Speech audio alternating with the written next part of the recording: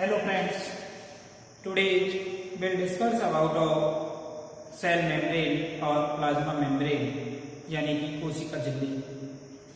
आपने पिछले वीडियो में कोशिका की संरचना का अध्ययन किया और कोशिका की संरचना के बारे में जाना।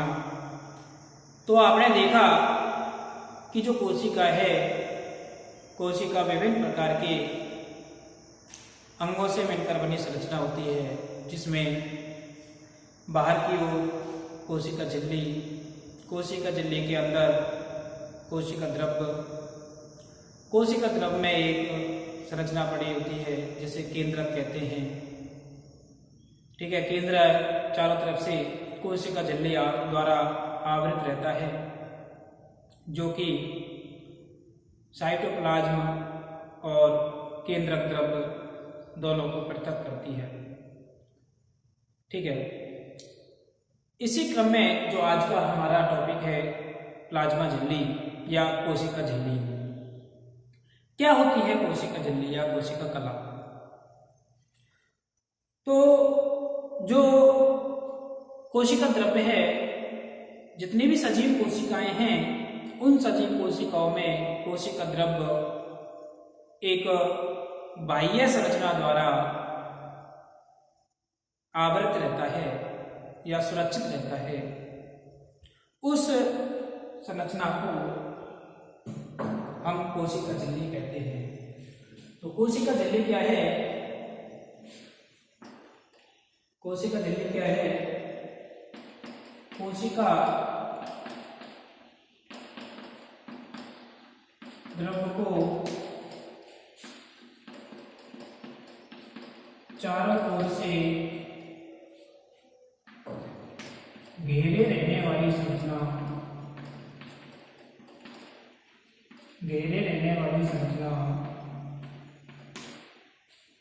अथवा सुरक्षा प्रदान करने वाली संरचना क्या कहलाती है? कोशिका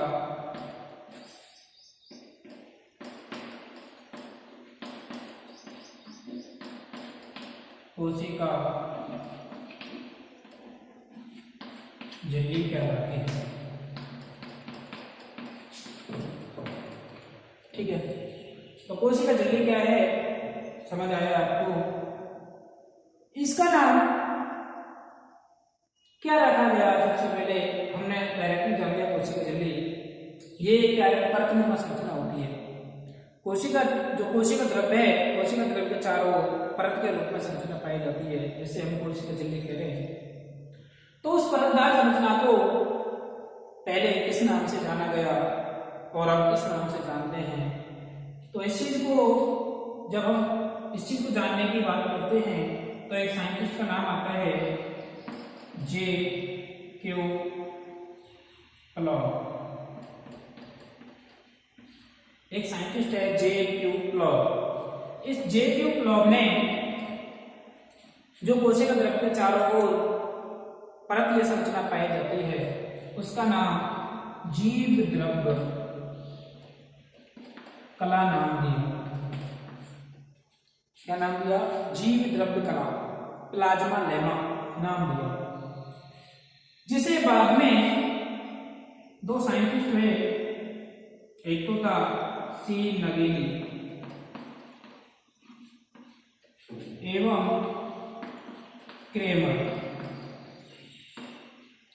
सी नगेली एवं क्रेमर ने इसे कोशिका कला नाम दिया। इसे क्या नाम दिया? कोशिका कला नाम दिया।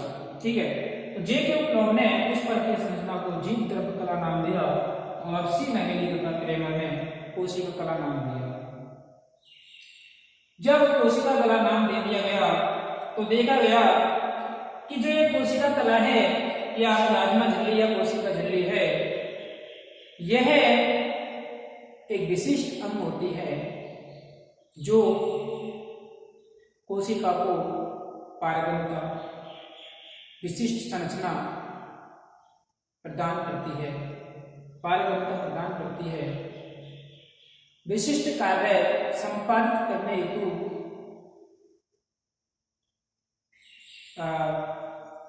एक सतह प्रदान करती है। ठीक है, इस तरह से कोशिका की जो है आधुनिक परिभाषा आई। इसकी जो कोशिका झिल्ली है, कोशिका झिल्ली पारगम्यता के आधार पर कोशिका झिल्ली के कार्य या निम्न प्रकार की हो सकती है। जो कोशिका झिल्ली है, कोशिका झिल्ली पारगम्यता के आधार पर कई प्रकार की हो सकती है, जैसे पारगम हो सकती है। कोशिका झिल्ली कैसी हो सकती है? पारगम, यानी कि सभी प्रकार के अणु इस कोशिका झिल्ली से आ जा सकते हैं। इसके अलावा अपारगम हो सकती है, अपारगम, यानी कि इस कोशिका झिल्ली के द्वारा कुछ पदार्थ भी नहीं जा सकते, कोई भी पदार्थ आवागमन नहीं हो सकता। इसके अलावा अर्धपारगम हो सकती है, अर्धपारगम। अर्धपारगम का मतलब है कि केवल कुछ पदार्थ ही इस कोशिका झिल्ली से आ जा सकते हैं। इसके अलावा बात होती है चयनात्मक पारगम। चयनात्मक पारगम, सेलेक्टिव परमेबल। इसका मतलब है कि कोशिका झिल्ली से कुछ विशिष्ट प्रकार के सेलेक्टिव, जो कोशिका के लिए आवश्यक हैं, वे ही पदार्थ आ जा सकते हैं। इस प्रकार की पारगम्यता चयनात्मक पारगम्यता कहलाती है। तो इस तरह से कोशिका झिल्ली कार्य कर सकती है। यदि हम कोशिका झिल्ली की मोटाई की बात करें, तो कोशिका झिल्ली की जो मोटाई होती है, सामान्यतः कोशिका झिल्ली की जो मोटाई है, कोशिका झिल्ली की मोटाई जनरली 75 एंगस्ट्रम होती है। इसके अलावा ये जो कोशिका झिल्ली है, जनरली तो 75 एंगस्ट्रम होती है, परंतु अलग अलग जंतुओं में इसकी मोटाई अलग अलग हो सकती है, जिसकी लगभग 60 से 100 एंगस्ट्रम तक मोटाई हो सकती है। ठीक है, इसके अलावा यदि बात करें हम कि कोशिका झिल्ली जो है, इस पर रंध्र पाए जाते हैं। वे रंध्र प्रोटीन्स के द्वारा आवृत रहते हैं, जिनसे होकर के पदार्थ जो कोशिका के अंदर प्रवेश करते हैं, रंध्रों के द्वारा प्रवेश करते हैं। ठीक है, इस तरह से इसकी जो है मोटाई और रंध्र पाए जाते हैं। यदि हम इसके रासायनिक संगठन की बात करें, तो जो प्लाज्मा झिल्ली है, प्लाज्मा झिल्ली का रासायनिक संगठन 3 प्रकार से होता है। रासायनिक संगठन में 3 प्रकार की संरचनाएं पाई जाती हैं। एक तो पाई जाती है लिपिड, दूसरा पाया जाता है प्रोटीन, तीसरा पाया जाता है कार्बोहाइड्रेट।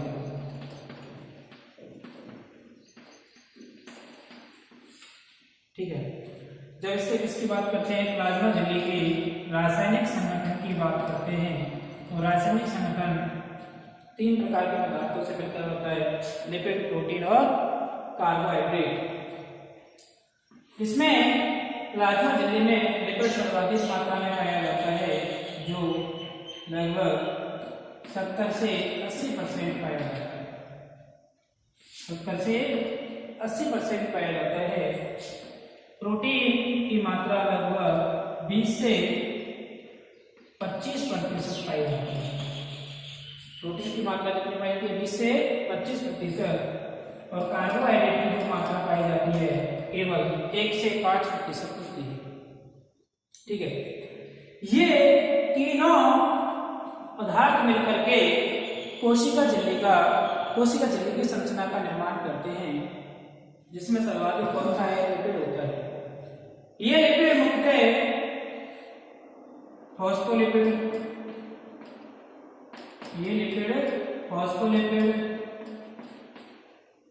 कोलेस्ट्रॉल, कोलेस्ट्रॉल प्रकृति की होती है।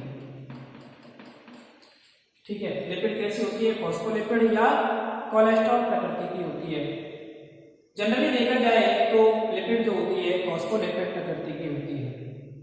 ठीक है, जो लिपिड है यह लिपिड की उपस्थिति के कारण जो कोशिका है, कोशिका में वसा अणुओं का अपघटन हो जाता है।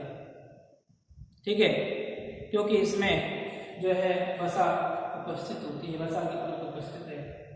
इसके अलावा जो प्रोटीन है, प्रोटीन की मात्रा जो 20 से 25% है, यह प्रोटीन दो प्रकार की होती है। एक तो होती है बाह्य प्रोटीन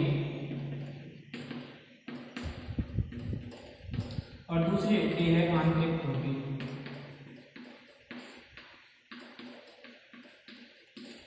ठीक है, आंतरिक प्रोटीन को हम समांतर प्रोटीन भी कह सकते हैं या इंट्रिंसिक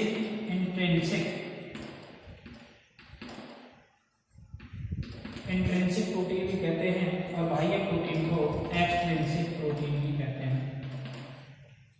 ठीक है, तो इस तरह से प्रोटीन जो होती है दो प्रकार की होती है। ये इसकी लिपिड और प्रोटीन है प्लाज्मा झिल्ली की मुख्य संरचना का निर्माण करती हैं। इनका प्रोटीन और लिपिड का ज्यादा कोई फंक्शन नहीं होता, परंतु जो कार्बोहाइड्रेट होता है यह कार्बोहाइड्रेट महत्वपूर्ण भूमिका निभाता है। भले ही इसकी मात्रा प्लाज्मा झिल्ली के अंदर बहुत कम हो, 1 से 5% पाई जाती है। यह कार्बोहाइड्रेट जो होता है दो रूप में पाया जाता है। एक तो ग्लाइको प्रोटीन के रूप में, एक तो किसके रूप में पाया जाता है, ग्लाइको प्रोटीन के रूप में। दूसरा पाया जाता है लिपोप्रोटीन के रूप में।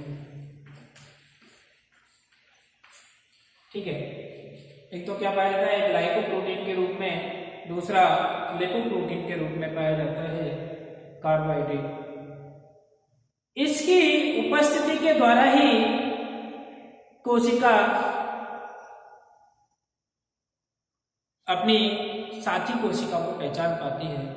अर्थात इस कार्बोहाइड्रेट की उपस्थिति सेल रिकॉग्निशन में सहायक होती है, कोशिका अभिज्ञान में सहायक होती है।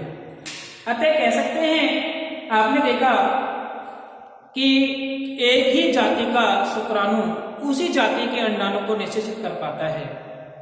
तो ऐसा क्यों संभव है कि वो उसी जाति को पहचान लेता है और उसी जाति के अंडाणु को निषेचित कर पाता है? क्यों?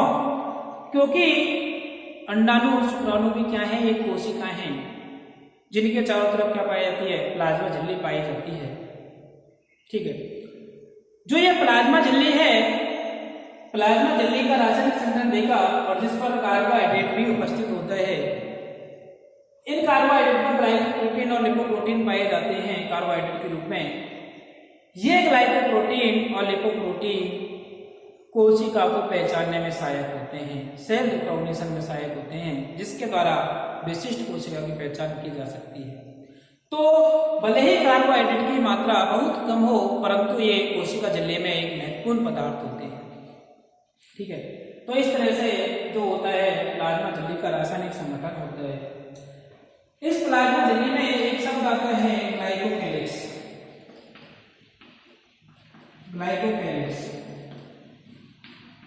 ग्लाइकोकैलिक्स क्या है कि जो प्लाज्मा झिल्ली होती है, उस प्लाज्मा झिल्ली के ऊपर एक आवरण पाया जाता है जो कि प्लाज्मा झिल्ली को सुरक्षा प्रदान करता है।